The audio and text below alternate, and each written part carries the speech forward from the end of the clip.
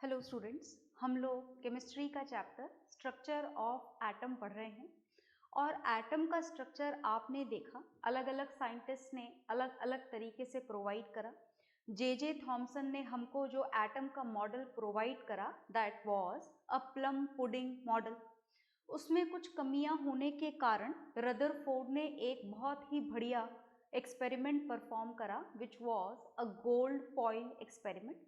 और gold foil experiment को करने के बाद में रदरफोर्ड ने हमें दोबारा एक मॉडल प्रोवाइड करा, पर आपने देखा कि उस मॉडल की भी कुछ पर्टिकुलर लिमिटेशंस थी। लिमिटेशन सबसे पहले जो थी वो ये थी कि आखिर जो इलेक्ट्रॉन है वो न्यूक्लियस के अराउंड रिवॉल्यूशन करते करते न्यूक्लियस में गिर क्यों नहीं जा रहा अपनी एनर्जी को लूज करके। That was a great question mark in front of the Rutherford scientist, is it okay. तो उसके ही मॉडल को एक्सप्लेन किया गया एक दूसरे साइंटिस्ट के थ्रू, बोर्स मॉडल के थ्रू। बोर्स पॉस्टुलेट ने अपने पॉस्टुलेट में रदरफोर्ड के क्वेश्चन का जवाब दिया। रदरफोर्ड से जो क्वेश्चंस पूछे गए थे जिनका जवाब वो सक्सेसफुली नहीं दे पाया था, उन क्वेश्चन का आंसर किसने दिया? नील्स बोर ने दिया, इज इट ओके। तो we will learn it later कि नील्स बोर ने हमको क्या समझाया। उससे पहले जो आपको समझना है वो देखिएगा ध्यान से। उससे पहले हमें समझना है डिस्कवरी। वन सब atomic particle is still left for the discovery, that is neutron. Neutron की डिस्कवरी हमने अभी तक नहीं करी है, तो चलिए आज की क्लास में हम जानते हैं who did it, when he did it, is it okay। तो चलिए हम जानना शुरू करते हैं। For the discovery of neutron, जो हम अब पढ़ने जा रहे हैं, हम पढ़ने जा रहे हैं डिस्कवरी ऑफ न्यूट्रॉन के बारे में पढ़ने जा रहे हैं। वैसे देखिए बात ऐसी है कि आप इस सबको पहले ही पढ़ चुके हो, डिस्कवरी को तो नहीं, पर हाँ आप इस बात को बहुत अच्छी तरीके से जानते हो कि एटम में इलेक्ट्रॉन और प्रोटॉन के अलावा एक और सब एटॉमिक पार्टिकल होता है, that is neutron. And according to this chapter, this neutron is discovered, that neutron was discovered by the scientist Chadwick. And when he did it, it was discovered in the year 1932. Chadwick ने ये जो discovery करी ये कब की थी? 1932 में। मतलब रदरफोर्ड के एक्सपेरिमेंट के बाद में, थॉमसन के प्लम पुडिंग मॉडल को देने के बाद में इस न्यूट्रॉन नाम के सब एटॉमिक पार्टिकल की डिस्कवरी हुई। And for the discovery of neutron, neutron की डिस्कवरी के लिए जो डिस्चार्ज ट्यूब यूज की गई थी, जो इलेक्ट्रोड्स काम में लिए गए थे, उन सबको इन्होंने काम में नहीं लिया। मतलब this was a complete theoretical discovery. ये पूरी तरीके से जो डिस्कवरी हुई ये कैसी डिस्कवरी थी? थ्योरेटिकल डिस्कवरी थी। थ्योरेटिकल का मतलब just because of the comparison of the masses of the atom and the masses of proton and electron, this discovery of neutron came out in front of each and every one, is it okay। So finally we are going to know about the discovery of neutron। देखिए बात ऐसी है कि अभी तक आपने जो जाना एटम के बारे में, आपने जाना कि एटम के अंदर कितने सब एटॉमिक पार्टिकल्स होते हैं। देयर आर 2 सब एटॉमिक पार्टिकल्स। कौन कौन से 2 सब एटॉमिक पार्टिकल्स होते हैं एटम के अंदर? फर्स्ट सब एटॉमिक पार्टिकल, अभी तक की इंफॉर्मेशन के हिसाब से जो आप इस चैप्टर में गेन कर चुके हैं, the first fundamental particle of atom is electron। Electron is denoted by small e and has one negative charge। Second fundamental particle of this atom is proton, and proton is denoted by small p and has one positive charge। तो इन दोनों की discovery तो आप बहुत अच्छी तरीके से जान चुके हैं, और आप ये भी जान चुके हैं कि इलेक्ट्रॉन का नेगेटिव चार्ज, प्रोटॉन के पॉजिटिव चार्ज, ये दोनों ही चार्ज आपस में एक दूसरे को क्या कर देते हैं? कैंसिल कर देते हैं। और इन दोनों के चार्जेस के कैंसिल हो जाने की वजह से जो फाइनली एटम है वो एटम इलेक्ट्रिकली कैसा हो जाता है? एटम इलेक्ट्रिकली न्यूट्रल हो जाता है, इज इट ओके। ये बात हम जान चुके हैं। अब हुआ क्या? हुआ मासेस में डिफरेंस। आपको पता है कि मास ऑफ प्रोटॉन कितना होता है? 1 AMU। Relative mass, 1 atomic mass unit. और इलेक्ट्रॉन का मास, देखिए बात ऐसी है कि इलेक्ट्रॉन का मास तो प्रोटॉन के कंपैरेटिवली बहुत कम होता है। अगर आप इसे भी राउंड ऑफ कर दें तो राउंड ऑफ करके आप इसे अप्रॉक्सीमेटली 1/2000 टाइम्स अज्यूम कर सकते हैं, मतलब प्रोटॉन के कंपैरेटिवली बहुत कम। तो whenever we are calculating the atomic masses for a particular atom, we can ignore the mass of electron. Is it okay? अब हुआ क्या देखिएगा, बात शुरुआत हुई एलिमेंट से, तो we are going to discuss about this element. Which element? हम कार्बन के साथ में डिस्कशन शुरू करने जा रहे हैं। देखिए कार्बन को एक नंबर प्रोवाइड किया गया and this number is atomic number. We will discuss it later. वैसे तो आप बहुत अच्छे से जानते हैं कि एटॉमिक नंबर क्या होता है, पर हम इसको एक बार और जानेंगे, सुनिएगा ध्यान से। जो कार्बन को एटॉमिक नंबर दिया गया, उस कार्बन के एटॉमिक नंबर की वैल्यू कितनी होती है? 6। and according to this atomic number, according to this 6th atomic number, this carbon should have 6 electrons and 6 protons. Carbon के पास में कितने इलेक्ट्रॉन्स होते हैं? 6, और प्रोटॉन भी कितने होते हैं? 6, so that the atom of carbon becomes electrically neutral. Is it okay? Carbon का एटम कैसा हो जाता है? इलेक्ट्रिकली न्यूट्रल हो जाता है। Is it okay? अब देखिए बात ऐसी है कि ये तो हो गया कार्बन का इलेक्ट्रिकली न्यूट्रल एटम, है ना। आगे देखिएगा, अब हमने यहाँ पर फाइंड आउट करने की कोशिश करी कार्बन का एटॉमिक मास। तो एटॉमिक मास का मतलब क्या होता है? देखिएगा, अगर हम कार्बन का एटम ड्रॉ करना चाहें तो 6 प्रोटॉन हमें न्यूक्लियस में बना देने चाहिए रदरफोर्ड एक्सपेरिमेंट के अकॉर्डिंग, और बाहर हमें टोटल 6 इलेक्ट्रॉन्स बना देने चाहिए। Is it okay? तो ये जो आपके सामने बनाया गया है, this is the atom of carbon. ये किसका एटम बनाया गया है? कार्बन का। अब मैं आपसे अगर बोलूं कि what is the atomic mass of this carbon, तो उसके लिए आपको सारे इलेक्ट्रॉन का मास ऐड करना होगा, सारे प्रोटॉन्स का मास ऐड करना होगा, and according to that you will get the mass of atomic mass of carbon. Atomic mass of carbon means mass of 1 atom of carbon. और एटॉमिक मास इस हिसाब से 6 प्रोटॉन्स हैं, तो 6 × 1 AMU, तो कितना हो जाएगा? 6 AMU। अब आप बोलोगे कि मैम आपने इलेक्ट्रॉन्स का मास तो ऐड ही नहीं करा, तो हम नहीं कर रहे जानबूझ के ऐड, क्योंकि इलेक्ट्रॉन का मास ये इतना सा है, 1/2000 units, so we can ignore it. Is it okay? अच्छा चलो आप इसे ऐड कर भी दो तो भी क्या होगा? +6 × 1/1840।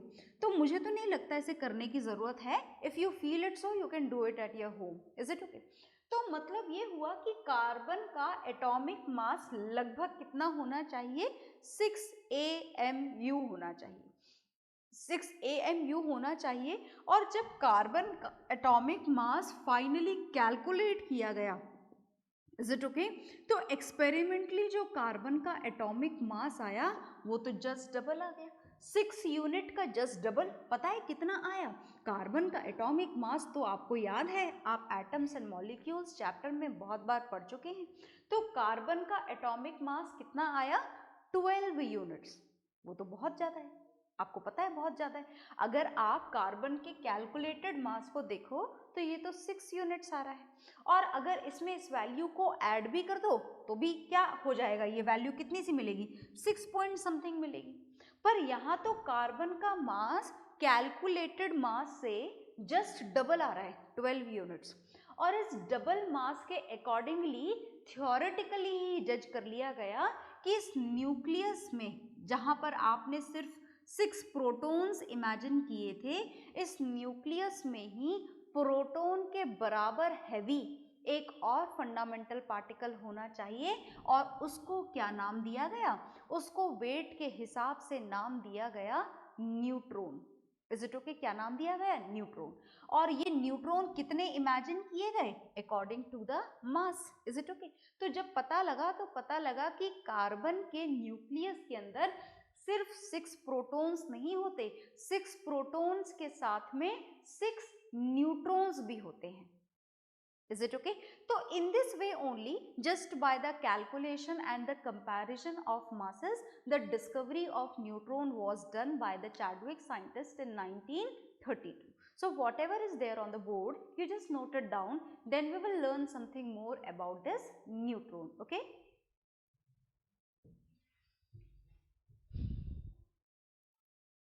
हाँ जी, तो आपने ये नोट डाउन कर लिया होगा, और नोट डाउन करने के बाद में जो हमें न्यूट्रॉन के बारे में जानना है, थोड़ा सा हम और जानेंगे न्यूट्रॉन के बारे में, as it is not at all it doesn't belong to any type of rays, so no properties of rays are there, we have to just know about its masses and its charge.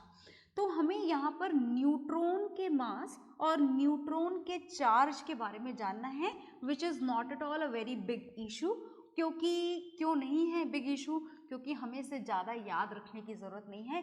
क्यों नहीं है याद रखने की ज़रूरत? क्योंकि सबसे important बात है कि जो इसका मास होता है, किसका mass? Mass of neutron. Mass of neutron is exactly equal to mass of proton. They both are exactly same.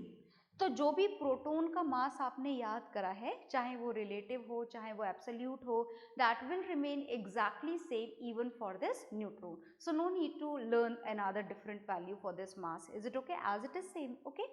तो ये तो हो गई भाई बात मास की। अब जो दूसरी बात आपको जाननी है, वो जाननी है इस न्यूट्रॉन के चार्ज के लिए हमको नेक्स्ट इंफॉर्मेशन कलेक्ट करनी है। तो आई होप कि आपको ये याद है कि when we talk about the charge on this neutron, then charge is zero. आप ये बोल सकते हैं it has no charge at all, इसके पास में कोई चार्ज होता ही नहीं है, कोई चार्ज नहीं होता। और कोई चार्ज ना होने के कारण आप ये बोल सकते हैं that it is neutral. Neutron is a neutral part, it has no charge at all. Is it okay? ना तो कोई पॉजिटिव चार्ज होता है इसके ऊपर और ना ही कोई नेगेटिव चार्ज होता है। Is it okay? तो in this way the discovery of neutron was done. तो you note down the value of mass and charge on it, then we will learn something more. Okay?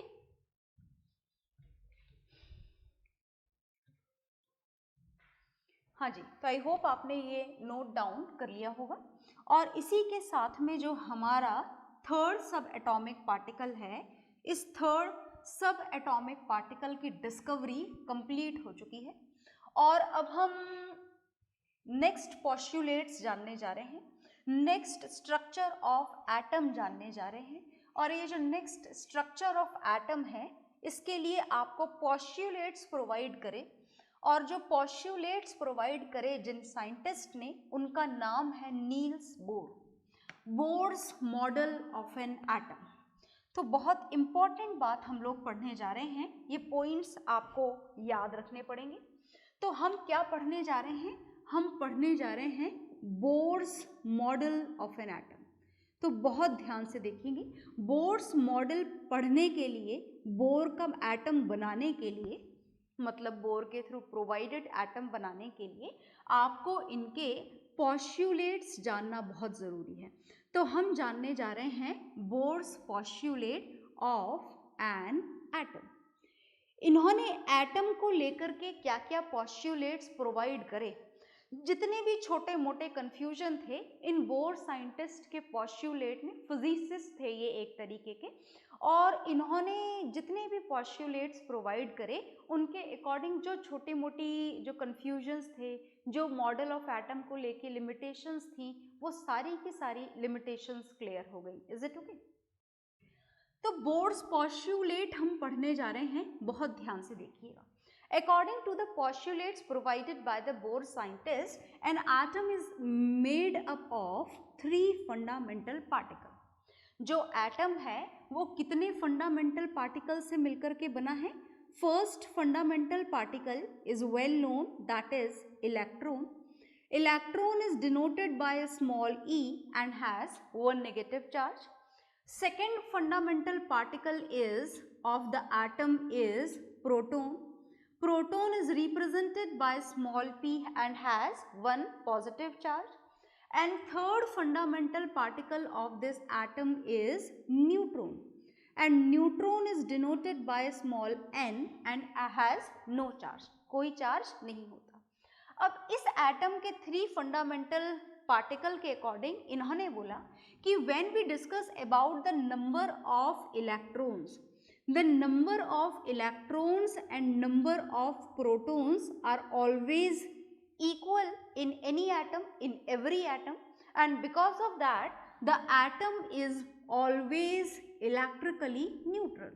So whenever this question is asked to you that why an atom is electrically neutral, then only one line has to be written over there, that because each and every atom has equal number of electrons and protons। आ गई बात समझ में? ठीक है, तो ये इन्होंने बताया।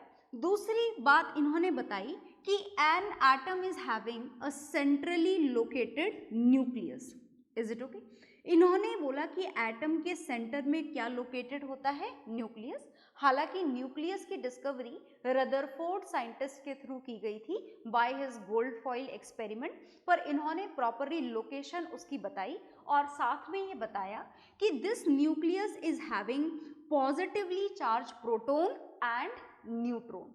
मतलब एक एटम में जितने भी प्रोटॉन होंगे, अगर 100 प्रोटॉन्स भी होंगे तो वो सारे 100 प्रोटॉन्स कहाँ पर प्रेजेंट होंगे? न्यूक्लियस के अंदर, एटम के सेंट्रली लोकेटेड न्यूक्लियस के अंदर।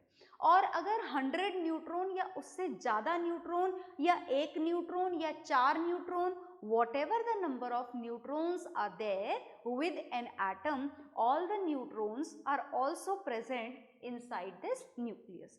So because of this positively charged proton and this neutral neutron, the charge which is present on the nucleus is a positive charge. Is it okay? Nucleus पे जो finally charge आएगा वो कौन सा आएगा? Positive charge आएगा। आई बात समझ में? अब इस न्यूक्लियस के चारों तरफ क्या प्रेजेंट है? न्यूक्लियस के चारों तरफ इन्होंने बोला कि ये प्रेजेंट हैं, जिन्हें नाम दिया गया ऑर्बिट भी बोल सकते हैं आप, और ऑर्बिट के साथ साथ आप इन्हें एनर्जी शेल्स भी बोल सकते हैं। क्या बोल सकते हैं? Energy shells. Is it okay? क्या एक एटम में न्यूक्लियस के अलावा एक ही एनर्जी शेल होती है? नहीं, आप चाहें जितनी बना सकते हैं। It depends on the requirement कि आपको कितनी एनर्जी शेल चाहिए। तो मैंने फिलहाल यहाँ पर एक एनर्जी शेल बना रखी है, अभी हम एक से ही काम चलाएंगे। And in these energy shells the electrons are continuously revolving around the nucleus. Is it okay? इन एनर्जी शेल में कौन रिवॉल्यूशन करता है? इलेक्ट्रॉन्स रिवॉल्यूशन करते हैं। किसके अराउंड रिवॉल्यूशन करते हैं? न्यूक्लियस के चारों तरफ रिवॉल्यूशन करते हैं। So this was the first postulate which was provided by the Bohr scientist. तो I hope आपको समझ में आ गया होगा क्या था first postulate। सारी चीज़ों को एक बार दोबारा से रिवाइज कर लेते हैं। According to this first postulate, this atom is having 3 fundamental particles in it, which are here in front of you. Electron, which is negatively charged, proton, which is positively charged, and third fundamental particle is neutron, which has no charge. Is it okay? And according to this, number of electrons are exactly equal to number of protons, through which an atom is electrically neutral. All the proton and neutron are present in the centrally located nucleus, due to which this nucleus is positively charged, and around this nucleus this energy shell is also there, and in this energy shell electrons are continuously revolving. कौन revolve कर रहा है यहाँ पर लगातार? यहाँ पर revolution हो रहा है इलेक्ट्रॉन्स का। Is it okay? तो this is the first postulate. अब सेकंड पॉस्टुलेट सुनिएगा, बहुत ध्यान से सुनिएगा। According to this second postulate, बहुत ध्यान से सुनना, ये सेकंड पॉस्टुलेट क्या है?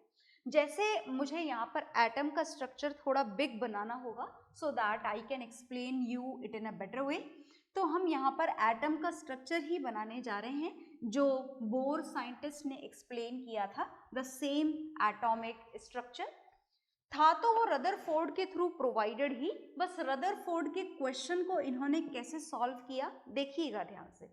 इन्होंने बोला कि in the centre of the atom this nucleus is located in which all the protons and neutrons are present, and around this nucleus, these energy shells are present in which electrons are revolving. इनमें electrons का distribution होता है। तो इन्होंने बनाई ये shell, ये मैंने दूसरी शेल बना दी, ये हमने तीसरी शेल बना दी, इज इट ओके? ये हमने एक और बना देते हैं चौथी। हालांकि हमने जो लास्ट बेसिक कॉन्सेप्ट पढ़े थे उसमें ये 4 ही एनर्जी शेल बनाई थी, पर मैंने आपको तब भी बताया था और अब दोबारा भी बता देती हूँ कि एक एटम में ये 1, 2, 3, 4 ही एनर्जी शेल हो ऐसा ज़रूरी नहीं है। किसी भी एटम में एक एनर्जी शेल भी हो सकती है, 2 भी हो सकती है, 3 भी हो सकती है और उससे ज़्यादा भी हो सकती है। Is it okay? तो ये जो इनको क्या बोल रहे हैं, बार बार मैं इनका नाम क्या बता रही हूँ आपको, इनको बोला जाता है, या तो आप इन्हें ऑर्बिट बोल सकते हैं या फिर आप इन्हें बोलेंगे एनर्जी शेल्स। क्या बोलेंगे आप इन्हें? आप इन्हें बोलेंगे energy shells. And in these energy shells electrons are distributed. क्या डिस्ट्रीब्यूटेड है यहाँ पर? इलेक्ट्रॉन्स डिस्ट्रीब्यूटेड है। आ गई बात समझ में? तो ये इलेक्ट्रॉन्स जो यहाँ पर डिस्ट्रीब्यूटेड हैं, कुछ इलेक्ट्रॉन इसमें प्रेजेंट हैं, कुछ इलेक्ट्रॉन नेक्स्ट एनर्जी शेल में प्रेजेंट हैं, कुछ इलेक्ट्रॉन नेक्स्ट एनर्जी शेल में प्रेजेंट हैं, that we will see later. फिलहाल तो आप ये देखें कि ये जो न्यूक्लियस के सबसे पास वाली एनर्जी शेल है, इसको नाम दिया गया के शेल। क्या नाम दिया गया? के शेल। और नाम देने के साथ साथ इसे एक नंबर भी दिया गया, the number which is given two is 1। Okay, इसके बाद वाली जो शेल है उसे नाम दिया गया एल शेल, और एल शेल को भी एक नंबर दिया गया। क्या नंबर दिया गया? एल शेल को क्या नंबर दिया गया? इसको नंबर दिया गया 2। नेक्स्ट जो शेल है दिस इज एम शेल, और एम शेल को फिर नंबर दिया गया। अब तो आप समझ गए होंगे कि नंबर देना कोई बड़ा काम नहीं है, 1 2 3 4 लिखते जाना है बस। जो नेक्स्ट एनर्जी शेल है this was N shell and the number which is given to it is 4। ऐसे आप आगे भी बना सकते हैं, O P Q R S T, जहां तक आपकी मर्जी हो। हमारा काम क्लास 10th तक का काम हमारा इन 4 एनर्जी शेल्स में हो जाता है। So we no need to draw it more, और ज्यादा आपको ड्रॉ करने की जरूरत नहीं है, ठीक है? तो अब इन्होंने हमको बात क्या बताई? ये बात तो हम बेसिक कॉन्सेप्ट में पढ़ चुके हैं। हाँ, आज की क्लास में आपको ये बात पता लग गई कि ये जो नंबरिंग थी, ये जो शेल्स थी, ये हमें कौन से साइंटिस्ट ने प्रोवाइड करी थी? बोर साइंटिस्ट ने प्रोवाइड करी थी। Is it okay? अब देखिएगा ध्यान से, हम सेकेंड पॉइंट लिखने जा रहे हैं। According to this the nearest shell to the nucleus. किसकी बात हो रही है? Nearest shell. किसकी nearest shell? Nearest shell to the nucleus. जो शेल न्यूक्लियस के बिल्कुल सबसे ज्यादा पास में होती है, that shell nearest shell to the nucleus. देखिए मैं इसे बॉक्स में बंद कर रही हूं, as this statement is very important. So the nearest shell to the nucleus is having minimum amount of energy. इसके पास में एनर्जी की वैल्यू कैसी होती है? बिल्कुल कम, सबसे ज्यादा कम। मतलब आप समझ गए ना, ये न्यूक्लियस के पास वाली जो के शेल है, इसकी एनर्जी कैसी होती है? सबसे कम। और जैसे जैसे आप आगे चले जाते हो, एनर्जी की वैल्यू क्या होती जाती है? इंक्रीज। मतलब एल शेल की एनर्जी किससे ज्यादा होगी? के से। एम शेल की एनर्जी इन दोनों से ज्यादा, एन शेल की एनर्जी इन तीनों से ज्यादा। मतलब अगर आप एनर्जी का चार्ट बनाना चाहो तो एन शेल की एनर्जी सबसे ज्यादा, उसके बाद एम शेल की एनर्जी, ये E for energy and M for M shell, is it okay? उससे कम एल शेल की एनर्जी, और सबसे कम एनर्जी, सबसे कम जो एनर्जी होती है वो कौन सी शेल की होती है? के शेल। तो ये बात इन्होंने हमको बताई। Is it okay? अब आप इन 2 पॉस्टुलेट्स को नोट डाउन कर लीजिए, फिर मैं आपको और पॉस्टुलेट्स बताऊंगी विच वो provided by the same scientist Niels Bohr. Okay,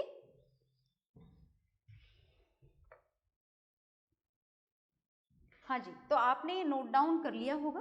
तो इन्होंने बोला कि जो एनर्जी है किसी भी पर्टिकुलर शेल से एसोसिएटेड, वो जो एनर्जी है वो सबसे कम कौन सी शेल की होती है? के शेल की। और जैसे जैसे आप आगे जाते जाते हैं, न्यूक्लियस से दूर होते चले जाते हैं, वैसे वैसे शेल्स की एनर्जी क्या होती चली जाती है? इंक्रीज होती चली जाती है। Is it okay? तो ये बात हमको समझाने के बाद में जो बोर साइंटिस्ट ने नेक्स्ट पोस्टुलेट आपको प्रोवाइड करा, वो इन्होंने ये प्रोवाइड करा कि जब तक इलेक्ट्रॉन के शेल में है, बहुत ध्यान से सुनिएगा, जब तक इलेक्ट्रॉन के शेल में है तब तक इन इलेक्ट्रॉन्स की एनर्जी के शेल की एनर्जी के बराबर होगी।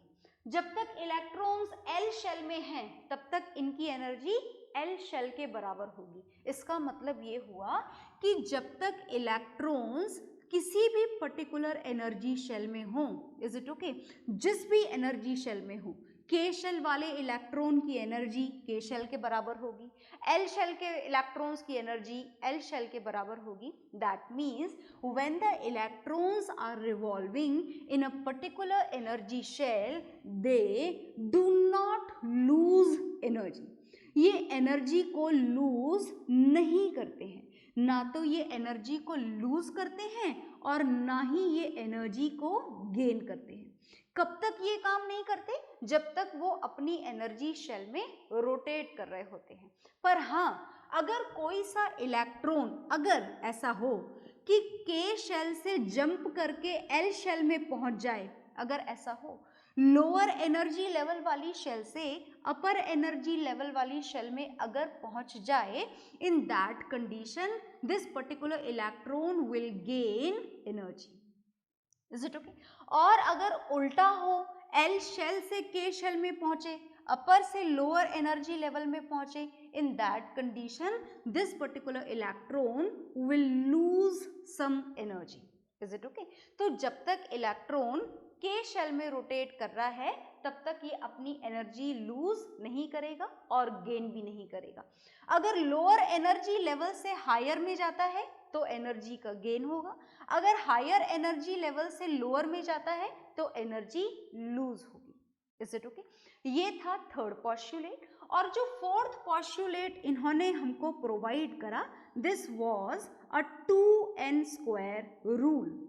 ये 2n² रूल हमको एक्सप्लेन करता है कि के शेल में कितने इलेक्ट्रॉन्स फिल किए जाएंगे, एल में कितने फिल किए जाएंगे, एम में कितने फिल किए जाएंगे और एन में कितने फिल किए जाएंगे। Is it okay? तो ये जो नंबर ऑफ इलेक्ट्रॉन्स हैं, डिस्ट्रीब्यूशन ऑफ इलेक्ट्रॉन है एनर्जी शेल में, which was given by the Bohr scientist and distributed according to the 2n² rule that we have done already. Is it okay? तो इसीलिए 2n² rule को हम full detail में नहीं पढ़ेंगे क्योंकि हम ये काम पहले ही कर चुके हैं। Is it okay? तो आज की क्लास में हम सिर्फ इतना ही पढ़ेंगे और इसके बाद का चैप्टर हम पढ़ेंगे नेक्स्ट क्लास में। Okay, bye everyone.